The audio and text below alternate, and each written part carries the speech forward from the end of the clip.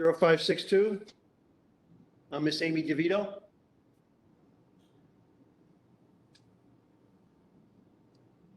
You have the court reporter there? Good morning. Good morning, how are you? I'm good. How are Court you? reporter is Good, thank here. you. Should I just begin? Nope, I have to do some business first, and then we'll hand the mic over to you guys. Perfect. Just want to make sure our court reporter is here. We're good? Okay. We're on the record. We are. Good morning. This is the April 13th, 2023 meeting of the Southern Region Board of Review. The hearing is being held via WebEx video conference at the Perry B. Duryea Jr. State Office Building, 250 Veterans Memorial Highway, rooms 2 and 3, Hauppauge, New York, 11788, and the New York State Department of State, 1 Commerce Plaza, 99 Washington Avenue, conference room 505, Albany, New York, 12210. The time is now 9:07, and this hearing is officially open. The members of the board are Andrew Hames, Andy Ellis in Albany, myself, Robert Peterson, Chairman, and Ms. Erica Schaub will be joining us after the first hearing. From the Department of State is Mr. Courtney Nation. We will now hear the scheduled petitions. When you speak, please address the board and give your name, title, and legal address so that our court reporter can have all the information requested. We may have to stop from time to time to consult with our technical staff. In making comments to the board, please provide a descriptive narrative on the matters referring to your exhibits to enable the court reporter to enter these into the record. The first hearing is in the matter of petition number 2022-0562. The petitioner is Amy DeVito, and the aggrieved parties are Timothy Powell and Jill Bergson. This petition pertains to the alteration of an existing detached dwelling. The subject building is 2 stories in height, of frame construction, approximately 4,030 square feet in gross floor area, and is located at 35 Ball Road South, East Setauket, Town of Brookhaven, County of Suffolk. The petitioner is seeking relief from 19 NYCRR Part 1220, the 2020 Residential Code of New York State, Section AJ 601.3, Exception 1, which allows spaces created in basements may have a ceiling that projects to within 6 feet 8 inches of the finished floor, and beams, girders, and ducts in such space or other obstructions may project to within 6 feet 4 inches of the finished floor. Existing finished ceiling heights in spaces in basements shall not be reduced. The petitioner requests that overhead obstructions in the basement be less than allowed. Okay, Amy, tell us what's going on. Okay, Mr. Chairman, good morning, and members of the board. So we are here today to legalize a 752 square foot finished basement. Finished basement has existed for quite a few years. It was constructed this way about 5 to 10 years ago. So we are requesting that the HVAC duct with the finished ceiling height of 5'9" be approved. The duct itself, which again is for the HVAC, it runs mostly along a wall space. There's a wall adjacent to the stairway and then a wall adjacent to the mechanical room. So there is just an area that open to the basement where you come down the stairs and pass through. The basement is just the finished area is just one open room. There is an egress window in it. They use it really just for like a little office, like home office space and playroom. And I am happy for any questions the board may have. We did submit some photos for you guys to see. You'll see in the photos that the ducts are not finished at this time. They are going to wrap them, and the finished height to the duct will be the 5'9" once it's completed with the sheetrock around it. The sheetrock wrap around it. Okay. So you said the finished area is used as a home office? Yeah, it's just a desk down there and then just a little play area for the children. And then what about the unfinished area, or the somewhat finished area with the exposed ceiling and the duct in it? That also? That's the area in question. So the area that you see in the photos with the unfinished duct, that is the area where the duct was actually wrapped at one time. They took the wrapping off of it to see if it could be moved up at all, which they discovered it couldn't. So the photos that you see were post them removing it. So they will put it back on if and when this case is. When you say wrapped, you mean with sheetrock? Correct. So what was the reason why it couldn't be raised? You can't flatten the duct at all to reduce the obstruction? No, it's actually two ducts running along each other, and there was no way for them. They consulted with their general contractor and the HVAC mechanic. There actually is an active project going on at this house at this time for an addition and renovation. So they had contractors on site. And they were saying that if they were to reconfigure the duct at all, they may not have the, I guess, and again, I'm not going to use technical terms because I'm not an HVAC contractor, but apparently the air would not flow correctly. And they would have to redesign the entire mechanical system, which would have been a huge expense. Well, typically, if you reduce the depth and widen the width to the same dimensions, correct me if I'm wrong, Mr. Engineer, you could still have the same effect of airflow. You just got to, it's the same velocity of air being moved through the duct. You're just making it narrower and wider to match that dimension. Is that correct? Up to a point. Up to a point? When you get to a point, there are limits as to width versus depth that you have to Okay. stay within. So do we know if it's just not something you can do, or is there a cost affiliated with it that's economically feasible? Yeah, well, that's the thing. When HVAC mechanic was at the property, he said, we basically redesigned your system, and the cost was just one side of, what they could. You don't have those numbers available for us today? No, I don't. I'm sorry. Okay. Okay. The other question would be, not just redesigning the ducts, but also moving them over to the outside wall. That's a good idea. Can that be done? Again, this would create a substantial expense for them. They did explore several options. They truly did. Again, there is contractors on site because of the project. So it was something where they kind of had all hands on deck trying to figure it out. We had been approached by Lola and Courtney Nation when we were first going through this process to try to discover if there was any viable way to make this work without requesting the variance for the low duct height, or the low soffit, I should say. Without creating a pretty major expense, this was our kind of resort to resolve the matter and keep the basement finished. All right, so, excuse me, Andy. So typically, when there's an excessive and unreasonable economic burden, we ask for costs. Okay, I If can. your application is, you're claiming it would create an excessive and unreasonable economic burden, we'd like to see what those numbers are, so we understand, especially if you have an active construction project going on. We see Okay. how that relates to all the other money being spent. Might, in our eyes, be de minimis, and it might make sense to just put some 290-degree turns on the duct and put it against the wall and eliminate the obstruction. But we don't know how much that would cost. We have a contractor up in Albany. We can ask Andy, what he thinks.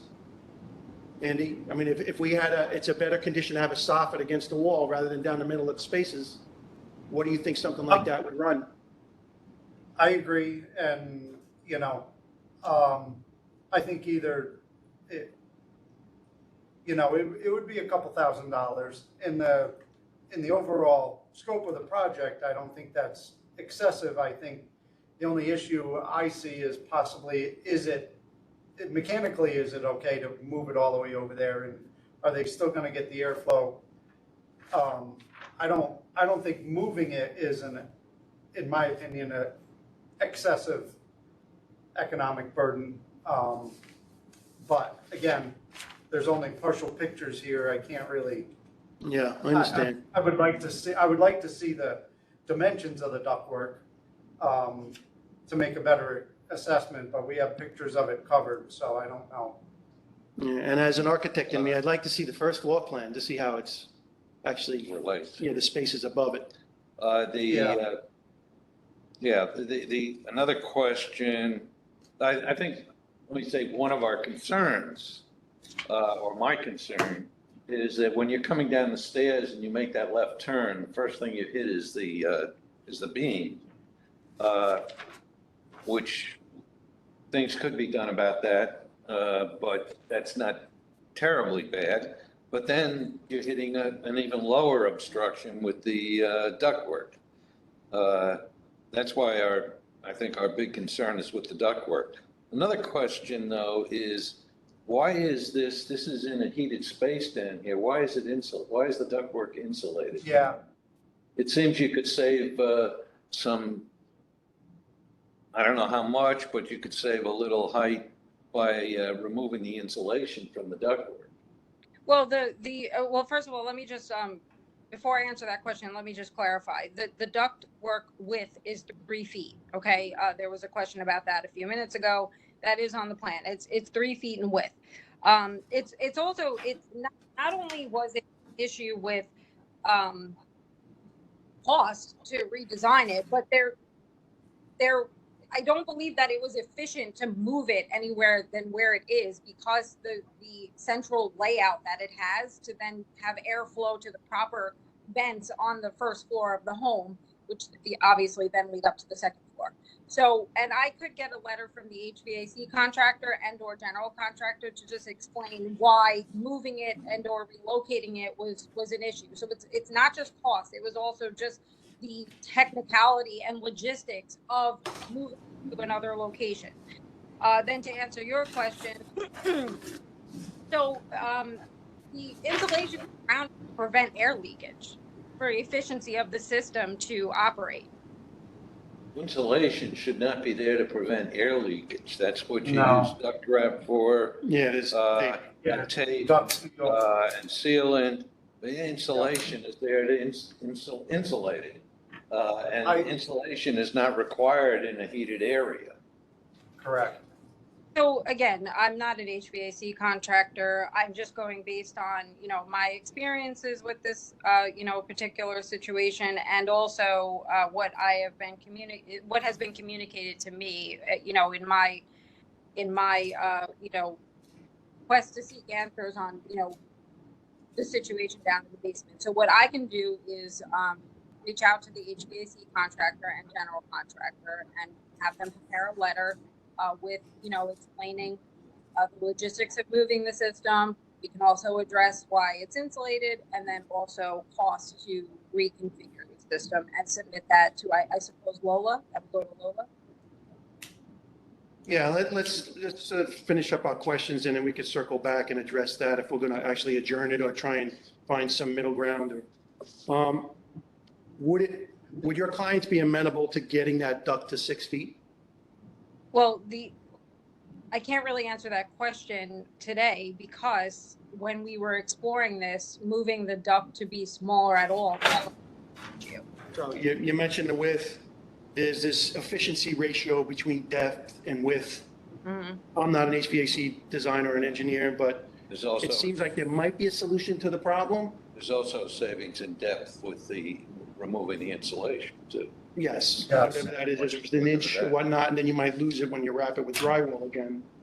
But in my mind, I'm thinking if the obstruction is 6 feet, which we've approved, I think before with conditions, as an obstruction 4 inches below the permitted, and we wrapped that continuous level with the ductwork and returned it at contrasting paint, and then whoever is, in the future, they buy the house, they know that that is at the 6 feet continuous, and there's not another drop where you can hit your head once you pass underneath the drop beam. Personally, I think I would be okay with a variance being granted if it was at 6. The 5.9, I don't know if you take the insulation off, what you're going to capture. What do you think, an inch maybe? Probably about that. Yeah, and then you're putting drywall back in, half-inch drywall, 5 inch. So, Well, she said that 5.9 was with the drywall. the 5.9 was with the Yeah. drywall? Okay. 5.9 is finished ceiling height, and I just want to point out, if you look at the plan, there is 2 ducts that run in what this soffit will. Yeah, it's probably like a supply and return thing, yeah. Right. I'd rather get really granular with it and like get into the nuts and bolts of designing ductwork. Mhm. I'm asking you if you feel it might be okay to achieve 6 feet, I think we can maybe tidy it up today. If not, then we might have to ask you to get more information back, get some costs, get this kind of expert letter together, and then we can hear you again and make Yeah, a decision. I would prefer an adjournment, only because, like I said, we did have all hands on deck trying to figure out if there was a way to raise this at all, and it just wasn't possible. They have the architect there, they have the general contractor, the HVAC mechanic, and it just wasn't a possibility. We could re-explore it again, And then if that's not a possibility, then I will provide all of that additional information that you're requesting. So I would prefer to adjourn it because so sorry.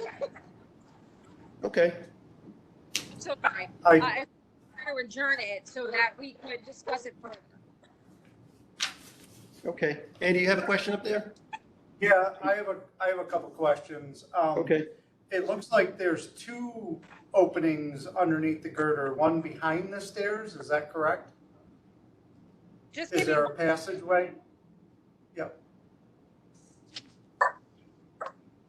we lost Amy, but that's the way I see it, Andy, on the plan. okay, There's an opening Now- behind the stair. You mean over okay, so here? there's two openings to address, but Yes. I have a question. She stepped away, so you have to hold Yeah, on. no, Let's get us. No, I was just gonna put out there, can that opening,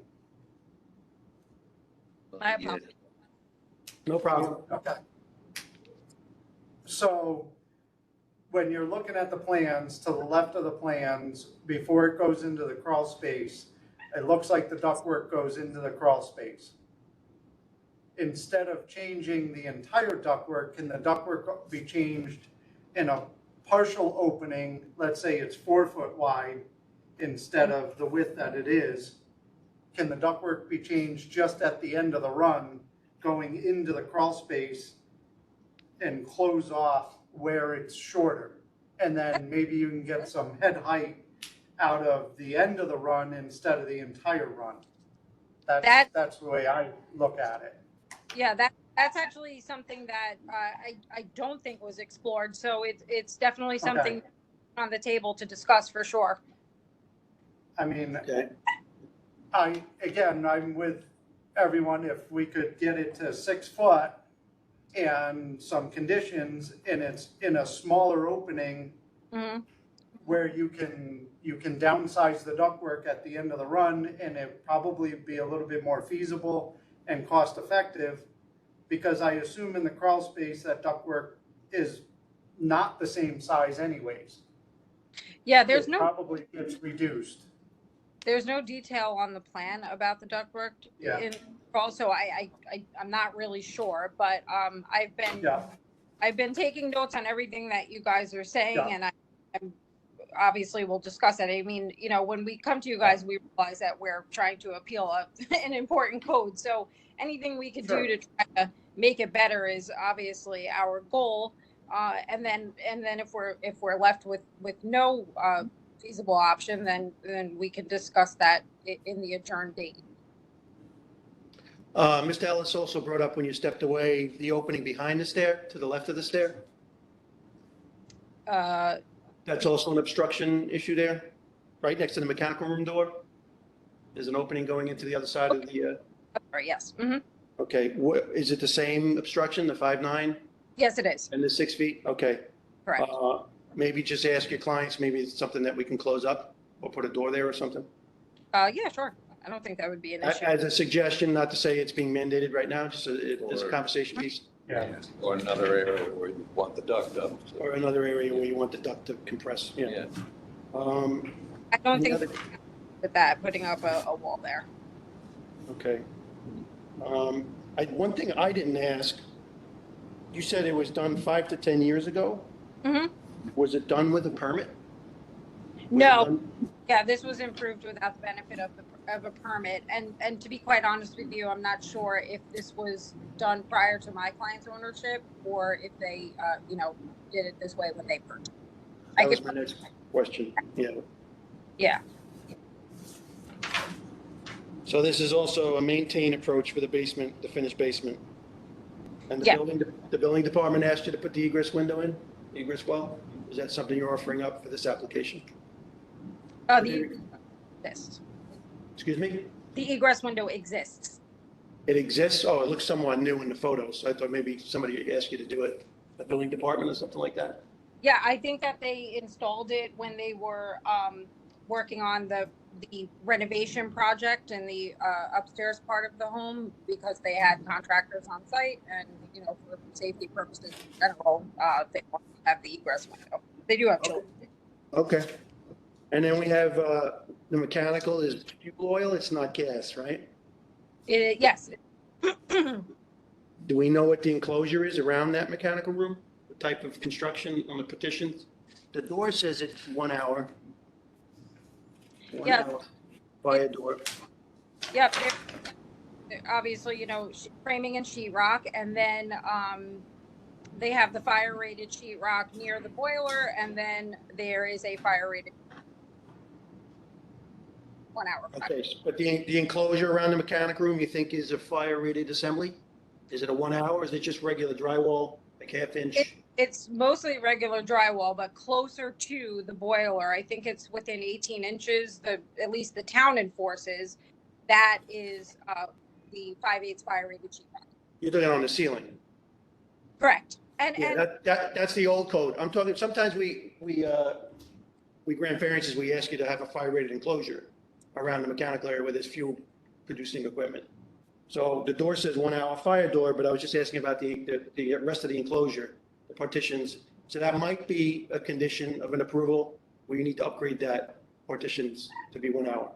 that would be fine. They're fully prepared to agree and to install whatever conditions the board may lay out should this case be approved, to make sure that their basement is up. In lieu of raising the beam and flattening the ducts.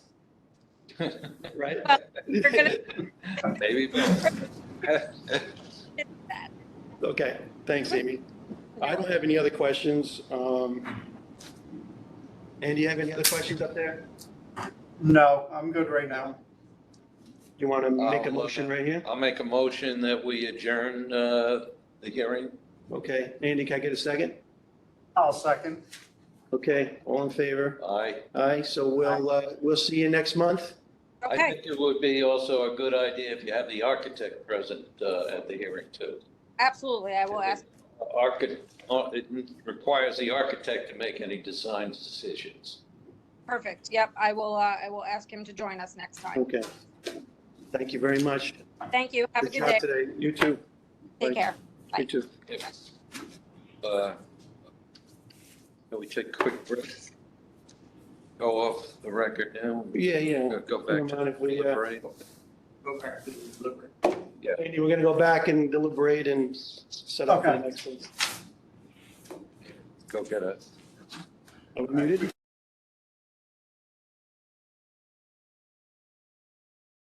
All right, we'll ask the questions,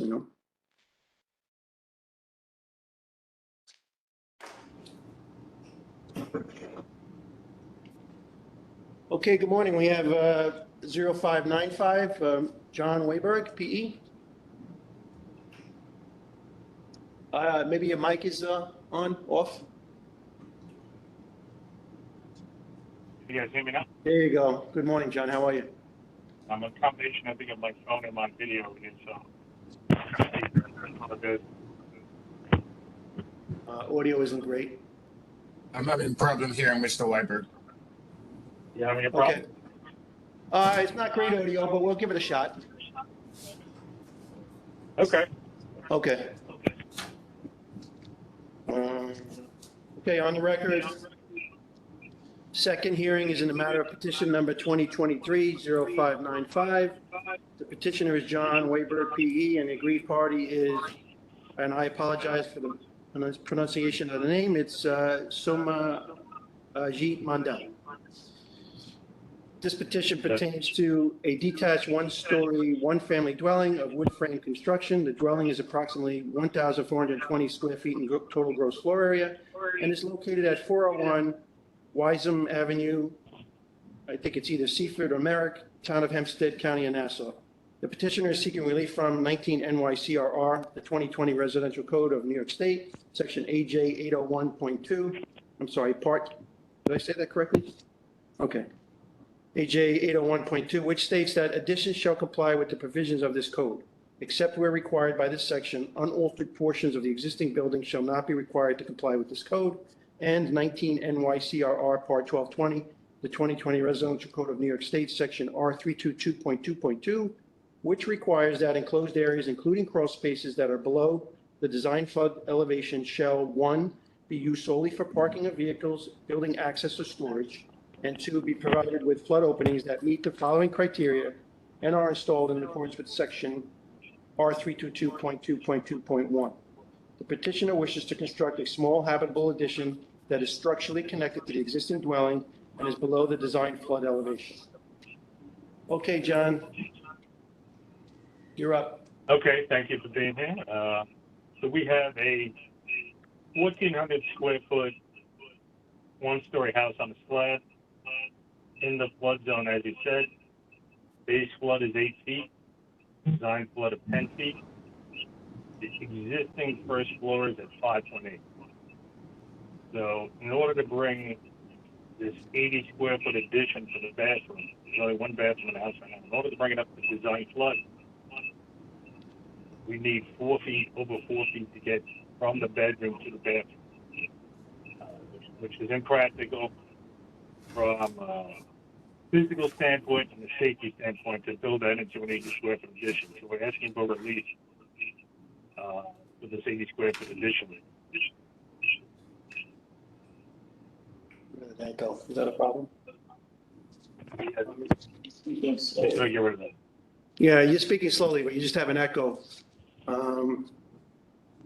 So is the space behind the garage, the laundry room, is that part of this addition or is that existing?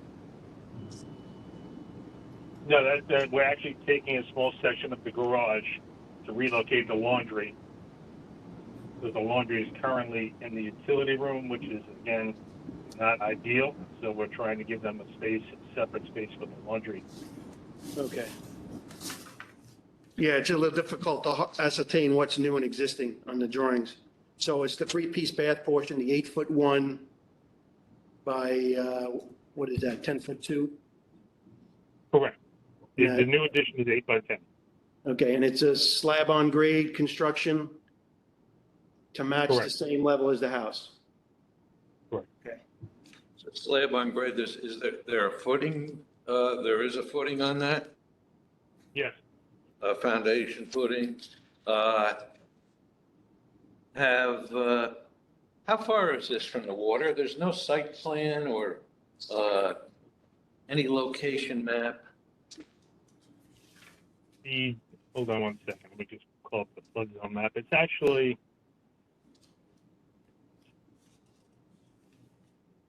there is water that's probably about 200 feet away, maybe a canal behind it. Okay, but this part, if you guys are familiar with this part of Long Island, in South Merrick, there are parts of Merrick that are directly on the water, which are not in the flood zone. And then as you get a little bit north, the elevation does decrease. So this is in that area that is where they do have flood. Yeah, there was no flood map included in the submission here, or even a location plan. It's That's a good point. kind of weird. So is it on a canal or water body, or is it inland of that? No, it's not on the canal.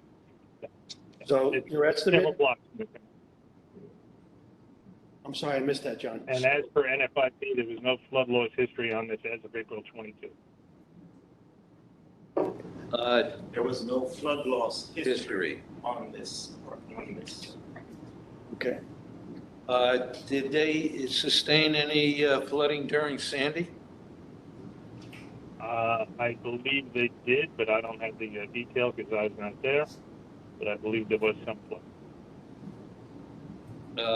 Okay, but you don't know how much, okay. And we don't have the homeowner with us today? The homeowner was not the current owner during Sandy. Oh, gotcha, okay. They purchased the house afterwards, and we have filed for a standing repair permit from the town of Hempstead. We got a declaration of no substantial damage. Okay. Is there a sewer connection here, John? Right, it's all sewer down there, right? There's no I'm sorry? on-site sanitary. There's a sewer connection, Nassau County sewer connection down there? No, it's not there. I'm sorry, what was that? Yeah. It's hooked up to a sewer. Okay, is. thank you. How are you getting from the new bathroom in the back of the house to sanitary. There's no plumbing drawings here. Nothing showing how the plumbing is connected. There is as I was saying, there's a existing laundry connection in the utility room. Hold on one second, let me just get those plans. Okay, so we are gonna be basically, cutting into the slab to connect from the new bathroom to get across to where kind of where the kitchen is, and then connecting in straight to the front of the house. Well, So we're channeling the slab in the bedroom. the laundry connection, is that a 4-inch or a 2-inch? That could be a 2-inch. No, we have the bathroom connection. Yeah, I mean, whatever we need to upsize, it will be done. So We're you not could going to be- tie it to the same thing. So you could be tearing a good part of the slab open to, Part of Do the that. slab will be cut. Can't you go outside and tie in? If it goes out the front of the house? goes at the front. Yeah. And sewer has, the Yeah. municipal sewer has backup protection, stuff like that, right? Is this, you have a lot of notes and details regarding helical piles. Is that just standard stuff? I see there's a lot of standard details that are thrown in here. That would be a standard detail on that drawing, yes, that would be on. Yeah, why weren't Don't mind me, they? I'm speaking to you guys here on the phone. That's why. I'm sorry, go ahead. You didn't cross out details that are not applicable or things that are not applicable to this contract?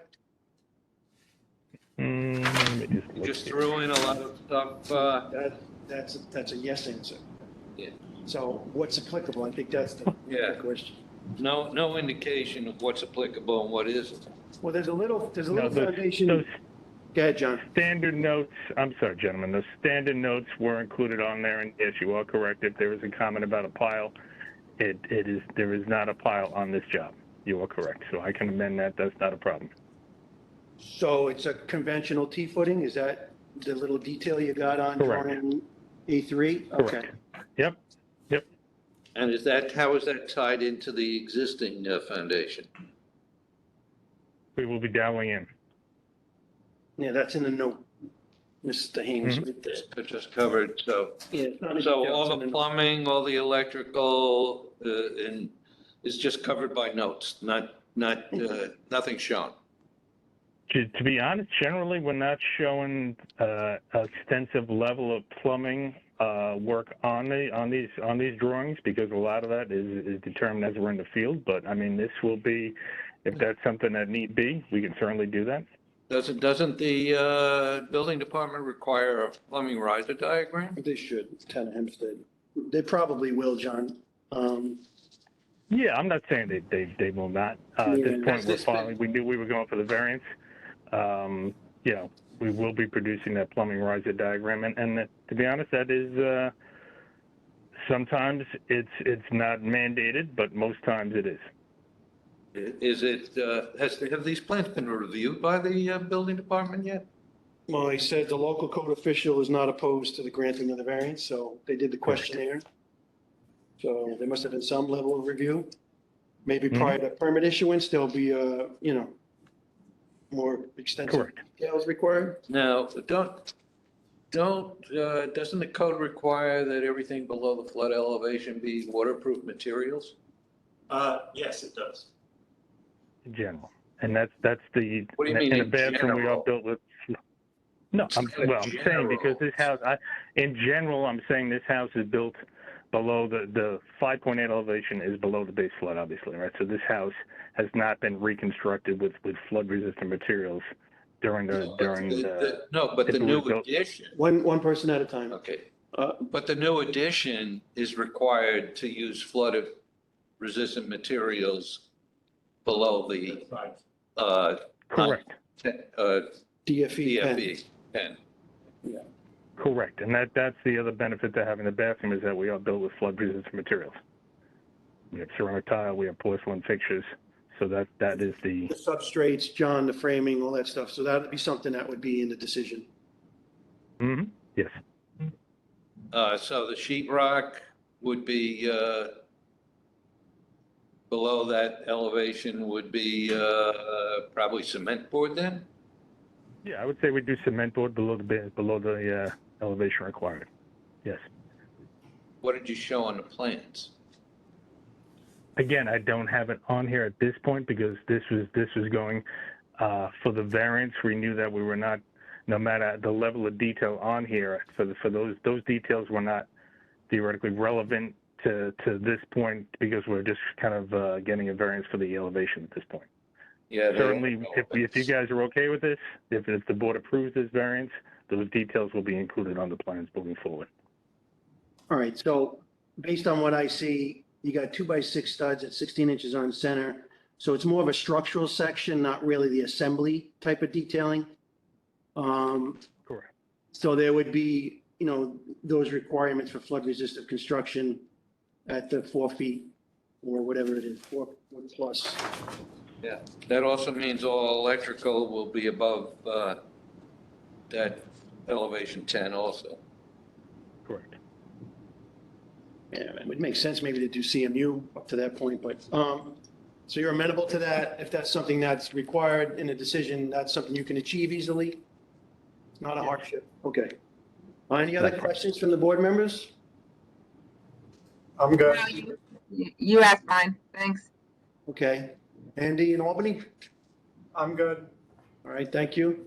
Andy in Long Island? I'm okay. All right. I guess down here it's Andrew. Well, I did a geographic. Andy in Albany, or Andrew down here. All right, John, we're going to go deliberate. We'll be back as quick as possible with the decision. All right. Thank you. Thank you. Yep. Thanks. Bye-bye.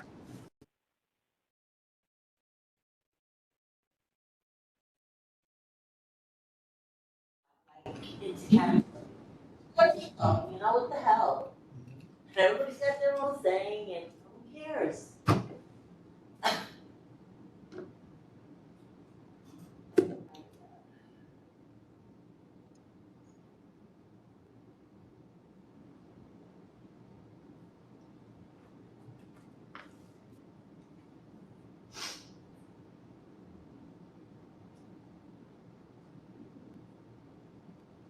On the record. Can you hear us okay, John? Yes, I can. Thanks. Okay. With respect to, oh, I thought I was off. Are we recording? We're on the record? With respect to petition number 2022-0594, John Weiberg, PE. This petitioner seeking relief from 19 NYCRR Part 1220, the 2020 Residential Code of New York State, Section AJ 801.2, and 19 NYCRR Part 1220, the 2020 Residential Code of New York State, Section R322.2.2. The board makes the following findings. Number one, the subject dwelling is a slab-on-grade construction located in a flood hazard zone AE8. Number two, the existing first floor elevation is 5.8 NAVD 88, and the base flood elevation is 8 NAVD 88, according to an elevation certificate submitted with this application. The required design flood elevation is 10 feet NAVD 88 after adding the New York State freeboard.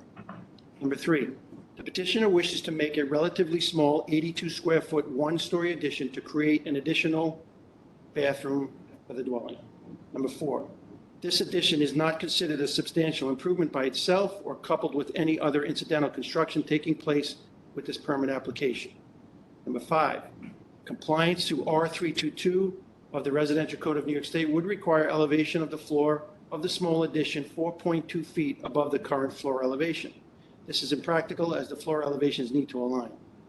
Number six, the FEMA publication titled Substantial Improvement, Substantial Damage Desk Reference would allow such small additions to be made without the need for elevation of the floor above the base flood elevation. Number seven, according to the petitioner, there was flooding in the house during Superstorm Sandy, but the extent of the damage was not considered substantial based on town records. Number eight, the local code official has given support to the petitioner's request for a variance to the Uniform Code of Federal requirements in this matter. So with respect to 19 NYCRR Part 1220, Section AJ 801.2, and 19 NYCRR Part 1220, Section R322.2.2, The board finds strict compliance with the provisions to the Uniform Fire Prevention and Building Code would entail practical difficulties or necessary hardship and would be physically or legally impractical. And the granting of this variance will not substantially adversely affect the Uniform Code's provisions for health, safety, and security. Wherefore, it is determined that the application for a variance from provisions of 19 NYCRR Part 1220, Section AJ 801.2, and 19 NYCRR Part 1220, Section R322.2.2, be and is hereby proposed to be granted with the following conditions. Number one, that the addition by itself or coupled with any other incidental construction taking place with this permit application shall not be a substantial improvement. Number two, that all materials used for the addition and new construction below the design flood elevation 10 shall be flood resistant. Number three, any electrical and mechanical equipment and devices shall be located above the design flood elevation 10. And number four, that in all other respects, the applicable provisions of the current Uniform Code shall be complied with. I need a motion to approve with these conditions. So moved. May I get Andy, may I get a second? Erica, second. Eric, a second. All in favor? Aye. Aye. Aye. Motion is approved. Furthermore, it should be noted that the decision of this board is limited to the specific building and application before it as contained within the petition and should not be interpreted to give implied approval of any general plans or specifications presented in support of this application. Okay, John, you understood the four conditions? Yes, I did. Thank you very much. Thank you, John. Have a great day. Now, we can have a decision in writing is going to come with those decisions, with those, Yes, it usually takes what? Okay. 4 to 6 weeks? Yeah, usually Okay. like a month, month and a Very half. okay, sounds good. I appreciate it. Thank you very much, guys. Thank All you. right, take care. Bye-bye. Bye-bye. Okay.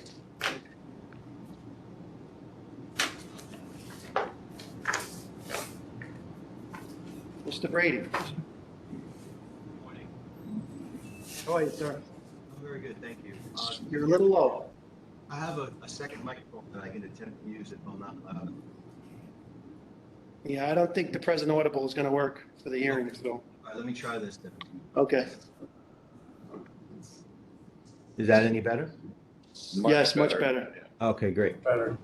All right, just give me a few minutes. We're going to read this all into the record, and then I'll give you the mic. Thank you. No problem. Let me see, pull up.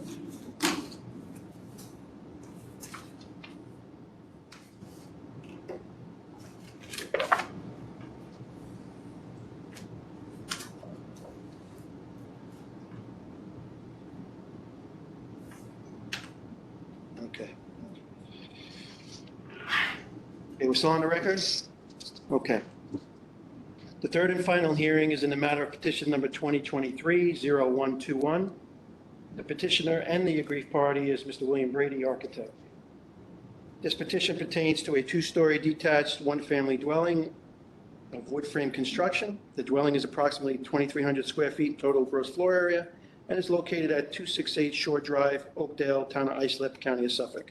The petitioner is seeking relief from 19 NYCRR Part 1220, the 2020 Residential Code of New York State, Section R322.3, titled Coastal High Hazard Areas, including V zones and coastal A zones where designated, which requires that areas that have been determined to be subject to wave heights in excess of 3 feet or subject to high-velocity wave action or wave-induced erosion shall be designated as a coastal high hazard area.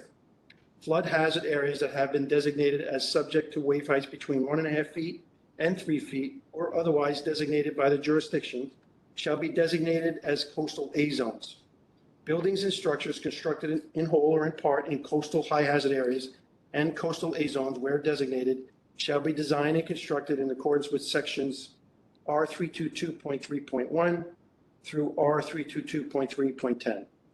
The petitioner wishes to have a foundation and lowest floor that is not in accordance with applicable provisions of R322.3.2 through R322.3.5, and further believes that this provision is not triggered by the code for the work proposed. Okay. All right, Mr. Brady, you're up. Thank you, members of the board. I appreciate your time today. I guess I'll start with saying the home was originally constructed in 1923. It predates the zoning code from a number of points of view. So there's inherently some non-conforming issues with the property.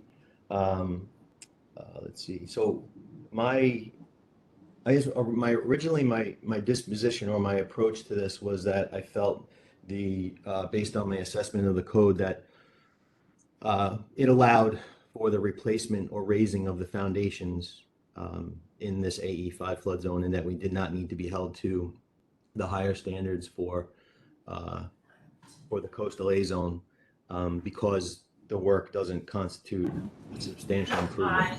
I understand that there's differing. So I guess I should say originally I was requesting a clarification on whether or not that this foundation work, since it wouldn't constitute a substantial improvement, would allow me to leave the existing stem walls in place and ultimately not have to construct the new foundations to be breakaway, because that is inherently the cost burden that we're facing. Again, a little bit more history. I am an architect. I've been practicing for close to 25 years, and this home is my wife and I and my family just bought this home, so we're actually very excited to move into this community and the neighborhood, knowing full well that we want to safeguard the structure from future flooding, because this home did sustain under previous ownership, flooding during the superstorm. So with that being said, I requested some clarification from the building officials, again, originally to try and understand if the foundations needed to comply, since it wasn't going to be a substantial improvement. They've made their point very, very clear and pointed out that they felt that it did. So in light of that, I'm here requesting this variance so that I can determine if I can build either new poured concrete stem walls as may be needed, which was my original application, or potentially build atop the existing stem walls that exist by way of additional courses of CMU reinforced with proper flood venting. So ultimately, the request is to not have breakaway wall construction and reinforce the existing foundations and build on top of those stem walls, or replace said stem walls with reinforced poured concrete.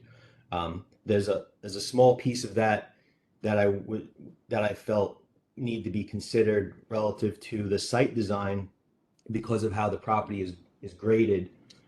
There's a good opportunity for the rear portion of the site, or the portion of the site between the river and the home, to be elevated, and also with the construction of a potential retaining wall that would raise the grade essentially to the base flood elevation, therefore really limiting the wave action that could even be induced onto these stem walls.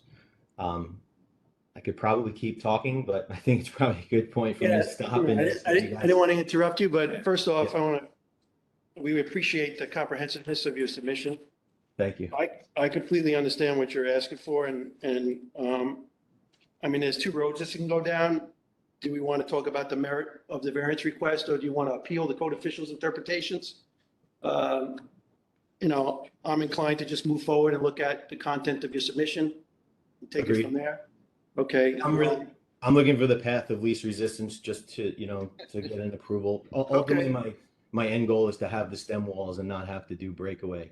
I can only speak for myself. I can't speak for the other members of the board, but you concur, or you want to? Yeah, let me ask a couple of questions. Yeah, okay. I see on the map, or portion of the map that was submitted, you're being on the river. I know this area fairly well, but you're north of Snapper Inn? Correct. Northwest on the river? That's correct. How far north of Snapper Inn are you? How far up the river? Quarter mile, half a mile or so, I would say. You are that far up, so you're closer to Dowling. Yes, yeah. It's in the Idle Hour district, which is, it's close. It's definitely closer. It's on the corner of Ocean View, almost on the corner of Ocean View and Shore Drive. Okay. So the typical, while I guarantee there will be flooding in the area, the typical wave action in that part of the river is probably not that significant, I would think. I would tend to agree. I was actually very surprised to see how the FEMA maps were revised and how it affects that area. Because again, the coastal A zone is only something that's been introduced in the recent years and was not in effect, obviously, when the home was constructed, or even, I guess it was, I think, 2005. I think that's when they started to talk about the coastal A zones. I might be, but it was give or take, it was 10 years approximately. I can understand, there would be some wave action. The river is somewhat wide, not quite as wide up in that area. But once you get flooding, then you're going to get some wave action above the land. What is the distance between, and it's not clear, I'm not seeing dimensions, between the house and the shoreline? The distance between the house and the shoreline is approximately, let's see. Find out setback. Um, 20. Well, the property line is 180 feet long, and it's more than half the distance. So I'd say 180. So it's over 90 feet, maybe 100 feet. Yeah, okay. Flat, so it will all be flooded, but It does slope up slightly as you get closer to the oh yeah, there you go. It does slope up slightly as you come from the bulkhead towards the home, a foot or so. But yeah, the finished floor of the home is 4.9, and we wanted to raise it to be 9, so that we don't have any future flooding concerns. aside from the raising of the house, are you doing any other renovations at this, as part of the same project? No, we're not doing anything we're going to do remodeling and things that would, kitchen cabinets and things, but we're not planning on doing anything that's going to, in the future, we would probably look to maybe do something with the bedrooms because there's no closet space, but we're not filing for permits for anything else at this time. How did you establish this 15% for the substantial improvement threshold of 50? You I have had some- a project I have- will approximately, go ahead. I'm sorry. Yeah, I have costs from some general contractors and masons to do the work. The lift, let's see. So if I were to do a CMU lift, meaning lift the house and rebuild on top of the existing CMU foundations, it would be approximately $71,200. If we were to do the reinforced poured concrete, which was originally my preferred approach, I couldn't believe the numbers. Came in over 149,000, plus all the site work that would be related to, unearthing the existing foundations and reconstruction. So I would be easily in the 200,000 range, all said and done. And then when we started to look at the breakaway wall construction, and I was working with my engineer to see what that might look like, we're talking 210,000 plus, because just the nature of having to build a structure around the tops of these pilings to support the home, whether it was reinforced concrete or some sort of LVL, and then the reinforcement of those piers, it really just makes it cost prohibitive. So, going back to the first approach, which evolved into the poured concrete, my family wouldn't be able to swallow that, unfortunately, at this point. So the CMU lift for the 70,000 plus would be the preferred, and that's how I arrived at some of those percentages, because it's based on, And what's the appraised value of the value? home. The appraised value of the home? Right. What is that? Do we know? Well, we know what we paid for it, and then if you subtract out the land, I mean, ballpark figure, I guess it would be you know, maybe the value of the home would be maybe 600,000 or so. Okay. Thank you for that. So You're your welcome. drawings submitted as an exhibit with the application had the poured concrete approach, correct? That's correct. And you'd rather do the CMU stem walls? At this point, because of the excessive cost, I would love to do the reinforced poured concrete, and if I could get these contractors to massage the numbers a little bit and come down, I would definitely consider it because I know it's the better of the two designs. But my engineer, he actually he wrote me a letter. If we need it, I can submit it. He's assured that we can put enough vertical reinforcement into those existing CMU walls drilled, and you know, run that vertical reinforcement at whatever spacing, whether it's 12 or 18 or 24 inches on center horizontally, to reinforce the wall to resist any of these forces that might be applied during a flood event. Well, he's confident. When you, He's very confident in that. I actually hired one engineer, a second engineer to review it as well, just to make sure. Because the first engineer has some experience with this, but the other engineer, he's done a lot of house lift work, so I went to him directly. just out of curiosity, who are the engineers? The first engineer is Nicholas J. Felice in Smithtown, PE, and the other engineer is Mike Williams out of Hop Hop. Okay. Are they looking in their analysis of this, are they looking at any wave action at all, other than just flooding? Are they looking at like a foot or two of wave action? I'm not sure, but if that's something that you would like me to get clarification on, I'd be happy to have them write a more detailed explanation to submit. Wouldn't that be required? I'm No? sorry. Well, That was a question for. I don't know if the AHJ would require it. It depends on Just the as a- fact that it's in the coastal flood area. Yeah, It should require, I would say, at least a foot and a half of flood action. Which morning, I gentlemen. think would be about normal in that area. somebody wants to speak? One of the other Yeah, good items morning. that, Good- one, Just morning, state your gentlemen. name, one person at a time, please. I'm sorry. This is Jeremy Jones. I'm a building plans examiner with the town of Islip. I just want to interject from the town's side of the conversation. There's been a lot of back and forth on this project. So from the beginning of this mission with this, we've had issues with the design because the code pretty much is pretty clear on the type of foundation that's required in a coastal ley. We've had a very large meeting on town side with the homeowner, Mr. Brady, discussing this entire project. He went to the zoning board for some grading, compensating Phil a very large amount.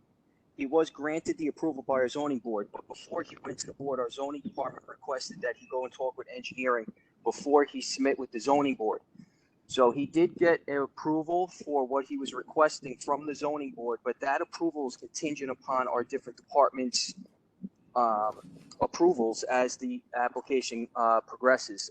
He was already informed that none of the items that were approved by the zoning board would be granted. We can't grant 120 cubic yards of fill just in the front yard. And then during the meeting, he informed us that he wanted to double the amount of compensating fill, and that's what he's talking about in the rear yard. So he wants to bring in another additional 120 yards that was not brought up to our zoning board to bring up the grade height in the rear yard to try to offset the wave action on the home. The other concern that we have as a township is even if he gets a state approval, if you guys decide that he can go with an enclosed foundation with flood venting, we're concerned because we have issues with FEMA on another project that we could get a potential violation based on the design. So we would have to get clarification from FEMA that this type of foundation would be okay with them in our jurisdiction in a coastal A zone. So we brought that up to Mr. Brady also, and we tried to clarify that topic with him.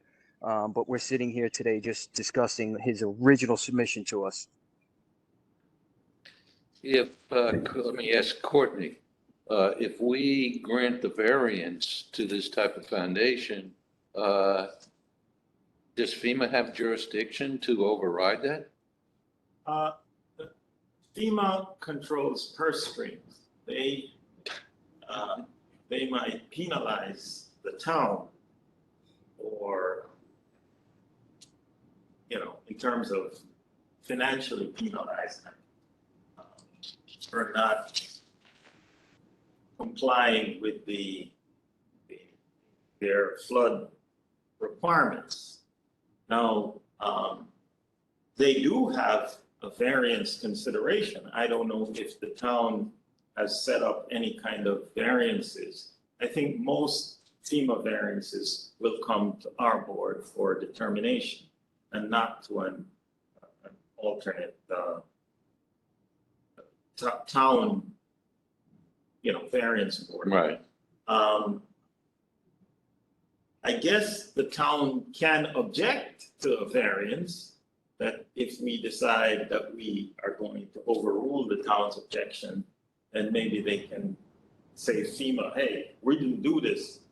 It's those board people in the state that have done this to us. We're the bad guys. We're the bad. They're the good guys in my eyes if you grant it. It's all predicated on substantial. Well, gentlemen, if I could just interject, I'm sorry. I would ask that before we give any decision today, that maybe a better idea would be to adjourn and get FEMA involved on the paperwork that he submitted to the state for the variance today and see what their opinion is. Because if we're going to get a potential violation on our township, that's going to hinder a lot of things. And we're trying to clear a potential violation that we have currently on another house. That one in particular was because the builder didn't follow the scope of the approved plans. But overall, what that's hurting us on right now is getting into a program to lower the entire township's flood rates for everyone. So one bad egg, so to speak, is hurting us from allowing everybody to have better insurance rates. And that's a major concern for the township.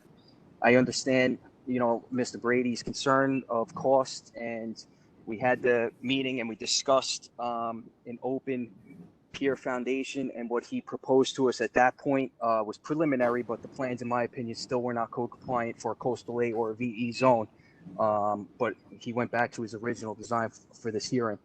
So that's our major concern. So I would ask for an adjournment if that's possible, so we could discuss this with FEMA and have some dialogue with them. I hear you loud and clear. I think, it's our decision to do that. And I think possibly, maybe there could be a subject too that has the FEMA approval in it rather than just adjourning it if we feel there's enough here to decide on it. So I hear you, we'll take that into account and really appreciate you attending the hearing today, Mr. Jones. Thank you.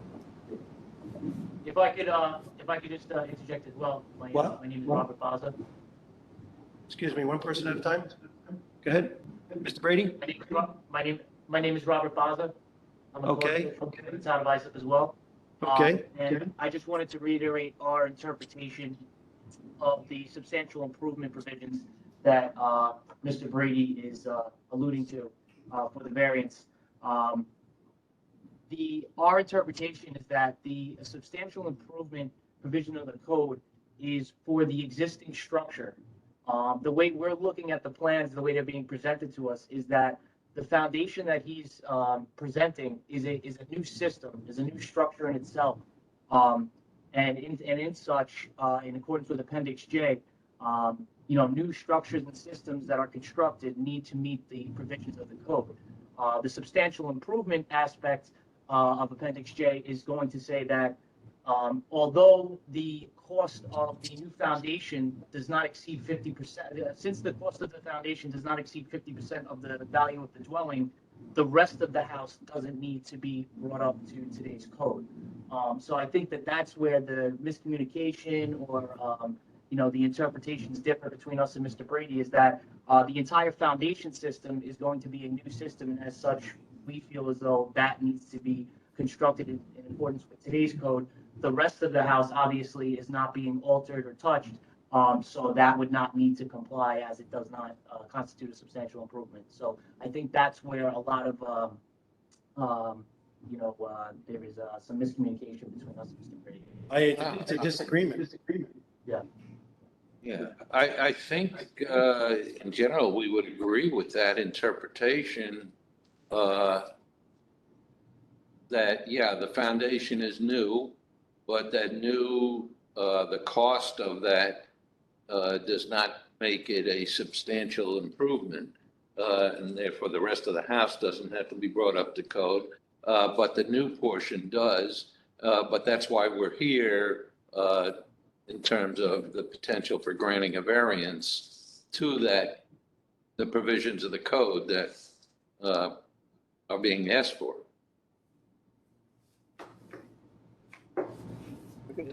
They've been very attentive to my project. I'm grateful and also, slightly concerning, but if we'll see how it goes. Okay.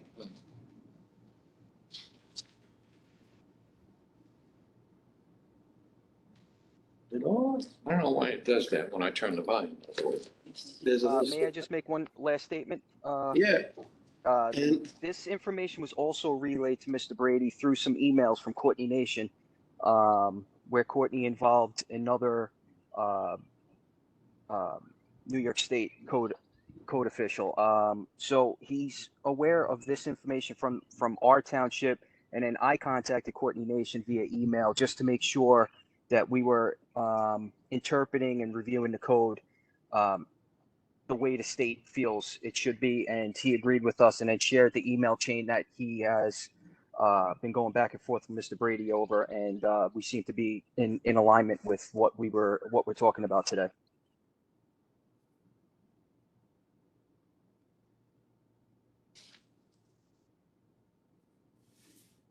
Yeah, I think so, and I think I'm in alignment with that too.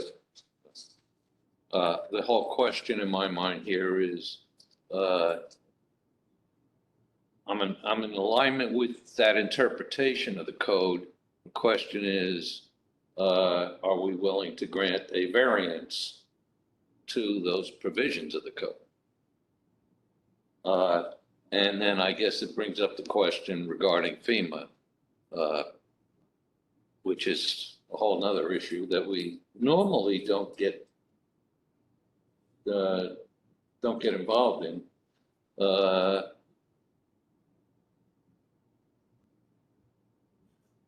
Because we have granted numerous variances to portions of homes or homes that are partially within the Limois area. Typically, that has not been a problem.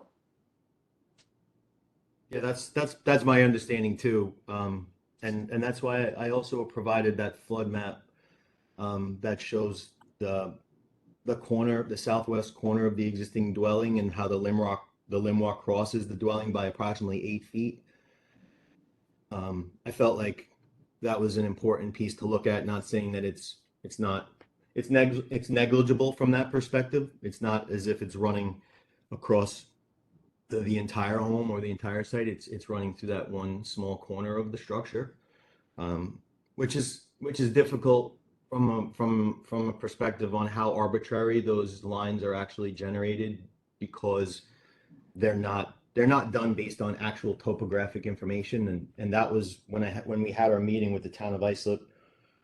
I was trying, my approach was to have a more comprehensive review of how the site design will end up, which would effectively, can't say move the Limois, but effectively by raising the grade in that corner slightly or accounting for the actual grading in that corner, the wave action would either not occur or be decreased.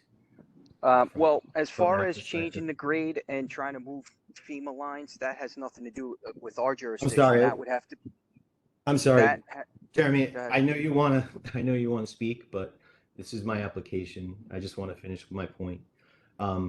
So the site design characteristics I feel were important to be taken into consideration, and that's where I was requesting the additional fill on the western side of the home, which would only benefit on how the floodwaters could affect the stem wall foundation.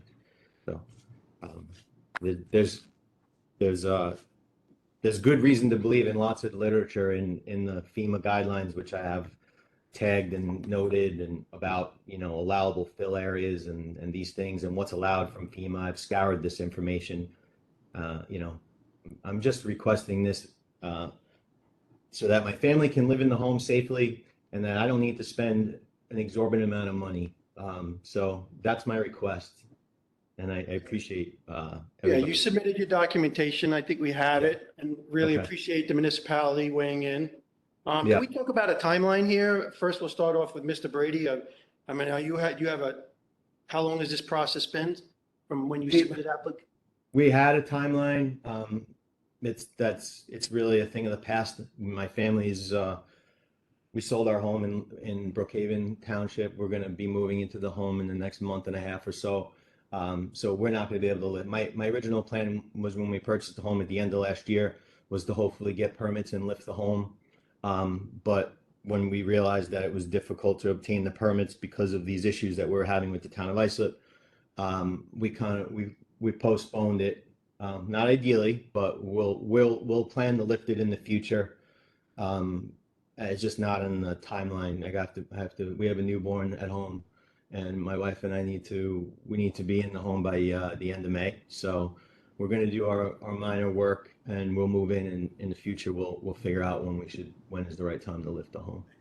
So, Mr. Jones, with the town of Islip, have you been in communication with FEMA? You said you had this other situation in the municipality? Yeah, we have a project in our jurisdiction very similar, actually, with the way it's actually a VE zone, not a coastal A, but very similar where the line crosses the house. It's a very, very small portion of the house, but as we know, whatever the most restrictive is what we go for. So if it's in for a penny, it's in for a pound.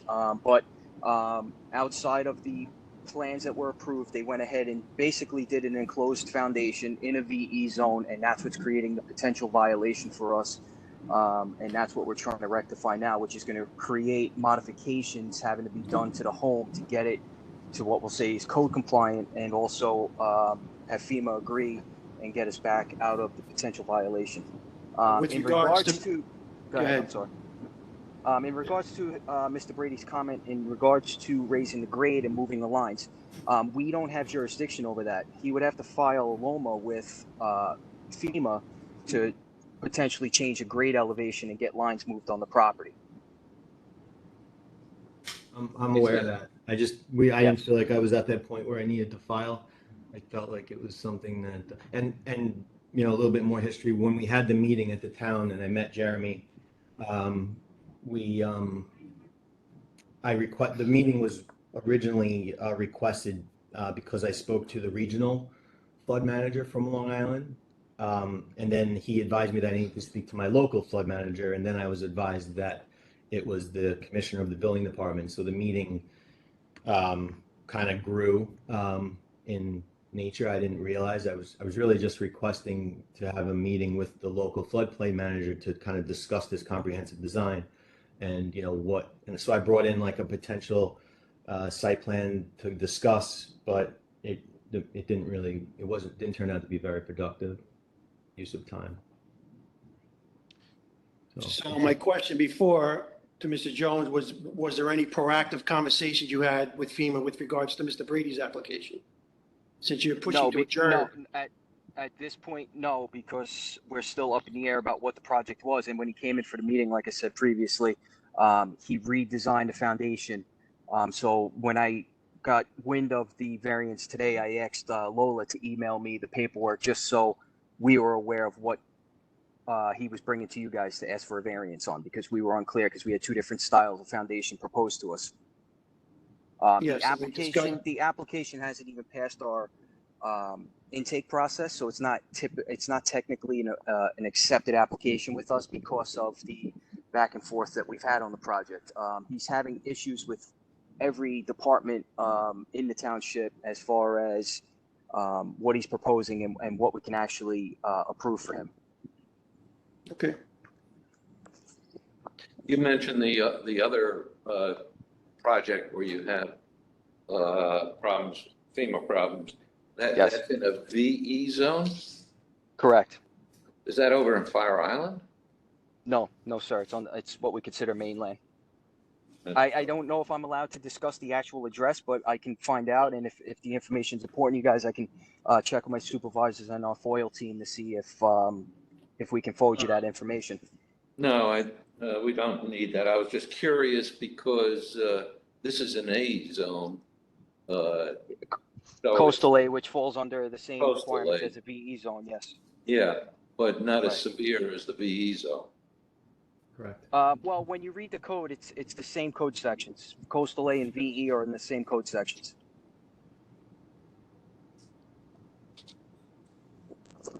In the town, this is Courtney, in the town, guarantee that the representative from FEMA will be at an adjourned hearing?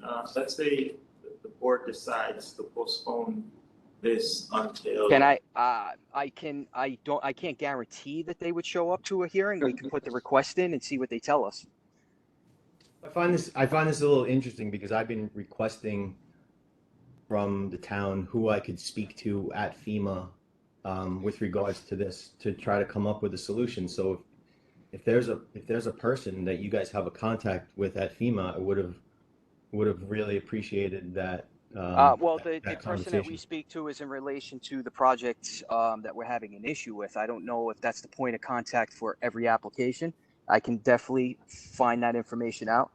But again, we didn't go down this road, Bill. I just want to be clear because we were unclear about which way you were going. When you came in for our meeting, we were talking about what you considered an open foundation that we didn't necessarily agree with, but that was also just preliminary. So we were up in the air. We went from enclosed foundation, that's a typical A style foundation, to now what you were trying to propose to us for a coastal A. So we're not going to put a lot of legwork in until we have something that's, okay, this is the project, this is what's moving forward, because we're just spinning our wheels. If it's a hypothetical, we might do this or we might do that. That's really not the case. And as far as spinning your wheels, I mean, you guys are here today, and there has, two of you guys are here today to listen to this. So right, and we're trying to help So- you get the project so progressed. I But we also we okay. have to make sure that we, One as at a time, township, guys. we Yeah. have to make sure so- that as a township, we're here to also lay out our concerns. You're asking a code official, one of us, to sign off on the project. We also have to be comfortable with what's being proposed. That doesn't mean I'm going to go against New York State or what the variance board decides today, but we also have to be comfortable when somebody puts their Well, name on that. things are set of getting plans mixed. ultimately. Things are getting mixed. My application was for a stem wall foundation. It hasn't changed. It's a stem wall foundation.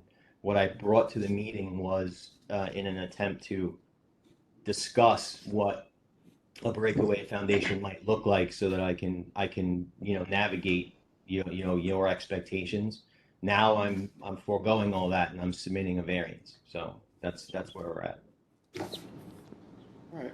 I don't hear any motions for adjournment, so I think we're going to go deliberate this thing and come back with a decision.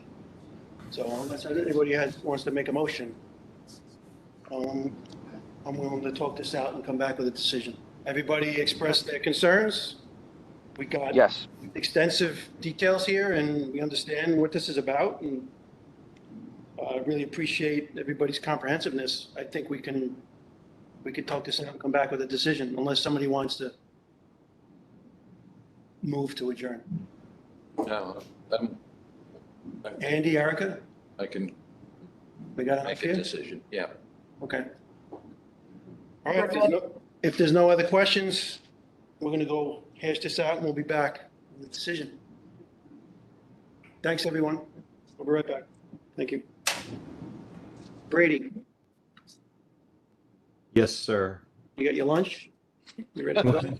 No, not yet, actually. I was Okay, eagerly awaiting the decision. good idea, yeah. Okay, we're back on the record. With respect to petition number 2023-0121, William Brady, RA, the petitioner is seeking relief from 19 NY CRR Part 1220, the 2020 Residential Code of New York State, Section R322.3, titled Coastal High Hazard Areas, including V zones and coastal A zones, where designated. The board makes the following findings. Number one, The subject dwelling is 2 stories in height of wood frame construction and is located in the coastal AE5 flood hazard zone. This means that the design flood elevation with 2-foot freeboard is 7 feet NAVD 88. The southwest corner of the dwelling falls within the LIMWA line of moderate wave action. Number 2, Section R322 of the 2020 Residential Code of New York State requires that construction seaward of the LIMWA be elevated such that the lowest horizontal structural member in the lowest floor is above the design flood elevation. Number 3, Section R322 of the 2020 Residential Code of New York State also requires that foundations for dwellings located seaward of the LIMWA be breakaway wall construction. Number 4, the petitioner proposes to elevate the dwelling such that the top of the floor elevation for all habitable space in the dwelling is at a minimum of 8 feet NAVD 88. Excuse me? That was 9. Did we have that right? No, that was 9. You just said 8. Did I say 8 or 9? You said 8. I have 8, so it's 9. That's what I have. Yeah. I'm proposing 9. It I only, apologize, I had a typo here. it only needs to be 7, but I'm proposing 9. Yes, we got that. We just want to get this correct on the record. I'll start number 4 again. The petitioner proposes to elevate the dwelling such that the top of floor elevation for all habitable space in the dwelling is at a minimum 9 feet NAVD 88, and non-habitable space, included a utility room, has a minimum top of floor elevation of 7 feet NAVD 88. The proposed raising of the dwelling is not required by code. However, electively raising the home will mitigate the potential for flood damage. Number 5, the attached garage will be at 6.5 feet NAVD 88 and is permitted to be below the design flood elevation. Number 6, the petitioner wishes to utilize either a poured concrete or concrete masonry unit foundation system wall for the elevation of the project. Excuse me? Stem wall. However, Oh, petitioner wishes to utilize either a poured concrete stem wall, concrete masonry unit foundation, stem wall system. Okay. Yeah. Another typo. Sorry. My fault. Should I read it again, or that's good? 6, the petitioner wishes to utilize either a poured concrete or concrete masonry unit stem wall foundation system for the elevation project. yes. Number 7, the petitioner has stated in testimony that the cost to raise the dwelling will not be a substantial improvement. Number 8, based on exhibits supplied with this variance application, only a small fraction of the dwelling falls within the LIMWA. In addition, the location of the dwelling is set back approximately 100 feet from the shoreline and is well up the river from the larger body of water, the Great South Bay. This may make wave action at this location less impactful than would otherwise occur if the dwelling were located further seaward. Number 9, this request for variance to section R322.3 includes a variance to the provision of R322.3.2 requiring the elevation of the lowest structural element above the design flood elevation.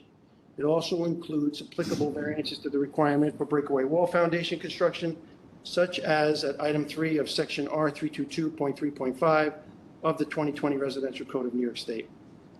Number 10, the town testified that they are concerned that the granting of this variance might impact the town's FEMA's flood insurance rates. So with respect to 19 NYCRR Part 1220, Section R322.3, the board finds strict compliance with the provisions to the Uniform Fire Prevention and Building Code would entail practical difficulties or unnecessary hardship and would create an excessive and unreasonable economic burden. And the granting of this variance will not substantially adversely affect the Uniform Code's provisions for health, safety, and security. So wherefore, it is determined that the application for a variance for the provisions of 19 NYCRR Part 1220, Section R322.3, be and is hereby proposed to be granted with the following conditions. Condition number 1, that flood opening shall be installed within the foundation stem walls in accordance with item 2 of section R322.2.2 of the 2020 Residential Code of New York State. Number 2, that drains or sump pumps shall be installed in the underfloor space to siphon or soak away floodwater intrusion. Number 3, that the underfloor space shall be maintained completely open, unfinished, without interior partitioning, and may be used for storage only in accordance with code. Number 4, that a structural engineering evaluation shall be performed for the stem wall foundation of the dwelling and submitted to the town of Islip. The evaluation shall demonstrate that the stem wall foundation is designed to withstand hydrostatic and erosion effects of the anticipated wave action not less than 1.5 feet. I need a motion to approve with these conditions. And Andrew, so moved. May I get a second? Erica, second. All in favor? Aye. Aye. Aye. Aye. Mr. Ellis? Aye. Mr. Ellis is in favor. The motion is approved. Furthermore, it should be noted that the decision of this board is limited to the specific building and application before us as contained within the petition and should not be interpreted to give implied approval of any general plans or specifications presented in support of the application. Okay, Mr. Brady, you got approved with conditions. You understand the conditions? Thank you. No questions? Just one question regarding the underfloor open space. Sure. There's, the way that the current foundations are, there's a wall. Well, you know what? I understand, and I can address that. I don't understand how open it might be. There are openings between the one area in the back west, with the westerly side of the building, between the two foundations. There are openings, but what kind of openings would you guys like to see in the design? Is it just have, because right now you could crawl through, there's probably a 4 or 5 foot space where you could crawl through. Does that wall need to be completely eliminated, or and with like a one pier, so to speak, to support, that structure, or designed to pick up, because clearly we're going to have to design it to pick up some of the structure that's above that. So I guess that's my own question. I guess as long as there's openings in it, so can flood through Somewhat. to areas. So Yeah, equivalent to the flood provisions that might be required, yeah. the rest of the exterior walls. Okay, I can exceed that greatly. I'll make sure that the openings are large enough. They'll probably be at least 4 feet. That's great. Thank you. Good job today, Mr. Brady. Thank you. I appreciate your help. Okay, you got it. No problem. Have a great day. Have a good day. You too. Bye-bye. Thank you. Thanks, Andy, up in Thanks. Albany. Thank you, guys. Yep. Once again, thanks, Erica, for joining us. We'll see you You're next month. welcome. Bye, guys. Thank you very much. Invite Andy back for the, if the people come back. Phelan's on permanent vacation. No. Oh. In other words. That one that we adjourned. It's a good question. What's I the don't date? think so. No? The adjournment, the first case. Yeah, we could hear that with a different board. If we have the minutes from the Yeah. meeting, or if he wants to attend, maybe have him Yeah. attend. You be, If we have a- to attend if the first adjourned case comes back? Andy? No? You guys decide if you want me. Okay. Yeah, just that's circle up back to with you. him.